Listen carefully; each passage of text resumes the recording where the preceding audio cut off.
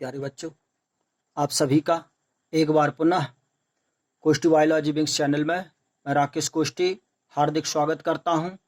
आज हम पढ़ने जा रहे हैं, नया चैप्टर है ह्यूमन रिप्रोडक्शन यानी मानव जनन के अंतर्गत।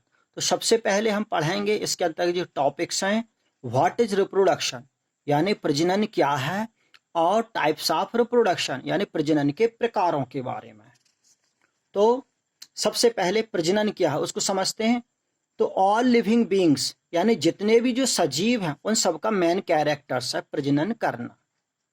प्रजनन के अंतर्गत प्रत्येक जीव अपने ही समान shape and size and structure वाले, आकार आकृति संरचना वाले न्यू ऑर्गेनिज्म को प्रोड्यूस करता है यानी नए जीव को उत्पन्न करता है। इस प्रक्रिया के दौरान वंश वृद्धि होती है। साथ ही इस प्रक्रिया में प्रजाति के अस्तित्व को बनाए रखा जाता है, यानी प्रजाति के अस्तित्व को बनाए रखना ही प्रजनन का मुख्य उद्देश्य है और वंश वृद्धि करना। इस क्रिया के दौरान इस क्रिया को करने में जो ऑर्गन्स हेल्प्स करते हैं उन्हें हम रिप्रोडक्टिव ऑर्गन्स कहते हैं। साथ ही रिप्रोडक्शन यानी प्रजनन क्रिया ना करने पर वंश वृद्धि रुक जाएगी और उस प्रजाति का अस्तित्व ही इस पृथ्वी पर से समाप्त हो जाएगा। तो कुल मिलाकर हम यूं कहें कि प्रत्येक जीव को अपनी वंश वृद्धि के लिए और अपनी प्रजाति के अस्तित्व को बनाए रखने के लिए ही प्रजनन करना अत्यंत आवश्यक है। प्रकृति के नियमानुसार जो जीव जन्म लेता है उसकी मृत्यु होना नितांत आवश्यक है और निश्चित है, वरना प्राकृतिक असंतुलन हो जाएगा और कई प्रकार की प्रॉब्लम्स यानी भोजन, सुरक्षा, आवास आदि जो समस्याएं हैं वो उत्पन्न होंगी।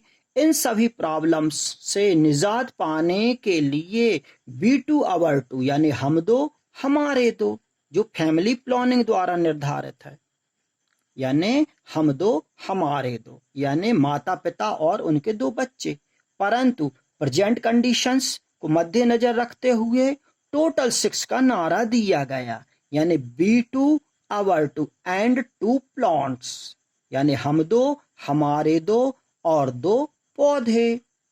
एनवायरमेंटल पॉल्यूशन यानी वातावरणीय प्रदूषण को रोकने के लिए प्रत्येक व्यक्ति को 2 पौधे लगाना अत्यंत आवश्यक है। नेक्स्ट, टाइप्स ऑफ रिप्रोडक्शन यानी प्रजनन के प्रकार। तो इसके अंतर्गत सबसे पहले sexual reproduction and asexual reproduction यानी प्रजनन के 2 प्रकार होते हैं, एसेक्सुअल एंड सेक्सुअल रिप्रोडक्शन। तो सबसे पहले हम समझें एसेक्सुअल रिप्रोडक्शन को यानी अलैंगिक जनन को। नीडेड टू ओनली 1 पेरेंट्स यानी अलैंगिक जनन एसेक्सुअल रिप्रोडक्शन के अंतर्गत हमें केवल एक जनक की आवश्यकता होती है और special reproductive cells sex cell no produced यानी इस रिप्रोडक्शन में लिंग कोशिकाएं उत्पन्न नहीं होती। Gametes formation and its fusion यानी गैमेट्स का निर्माण और उनका फ्यूजन नहीं होता। 1 पेरेंट से ऑफ स्प्रिंग्स इसमें उत्पन्न होती हैं, एक ही पेरेंट से जो संततियां हैं वो उत्पन्न होती हैं, जो जेनेटिकली यानी आनुवांशिक रूप से संततियां पेरेंट्स के समान होती हैं, और जो आनुवांशिक रूप से संतति अपने पेरेंट्स के समान होती है कॉल्ड एज क्लोन्स, उनको क्लोन कहा जाता है। तो genetic material and genetic characters में ये सेम होती है, उनमें किसी प्रकार का नो डिफरेंसेस यानी उनमें किसी प्रकार कोई अंतर नहीं होता।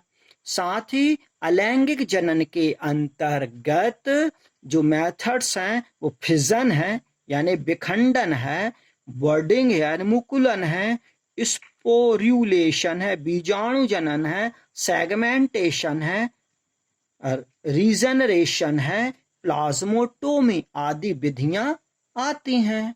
अब हम पढ़ने जा रहे हैं सेक्सुअल रिप्रोडक्शन के बारे में, यानी लैंगिक प्रजनन क्या है।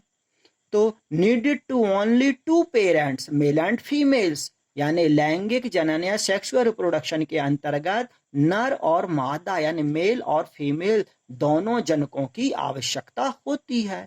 इसमें sex cells reproduced in sex organs, जो जनन कोशिकाएं हैं उनका रिप्रोडक्शन ये जनन कोशिकाएं जनन अंगों में उत्पन्न होती हैं। गैमीट्स यानी sex cell formation and its fusion, यानी इसमें नर और मादा के जनन अंगों में जनन युग्मक यानी सेक्स सेल्स का निर्माण होता है और उनका संलयन होता है।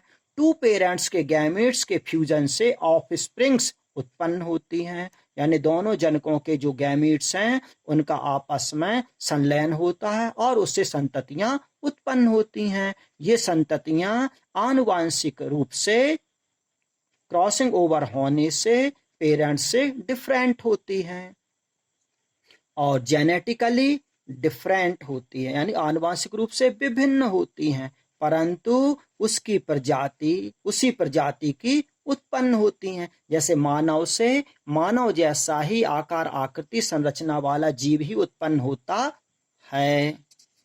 अब सेक्सुअल रिप्रोडक्शन यानी लैंगिक जनन। तो लैंगिक जनन के अंतर्गत मेल गैमीट्स यानी स्पर्म और फीमेल गैमीट्स यानी ओवम, इन दोनों के फ्यूजन से जाइगोट का निर्माण होता है। इस जाइगोट में डिवाइडेशन होता है जिससे एम्ब्रियो बनता है।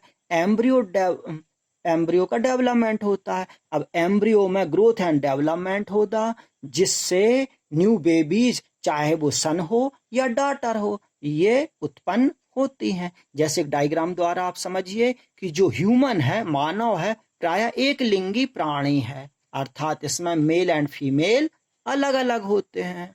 उनमें सेक्सुअल रिप्रोडक्शन होता है। तो सेक्सुअल रिप्रोडक्शन में टू पेरेंट्स की आवश्यकता हो गई, एक हो गया मेल और दूसरा हो गया फीमेल। मेल का जो रिप्रोडक्टिव ऑर्गन है वो टेस्टिस है।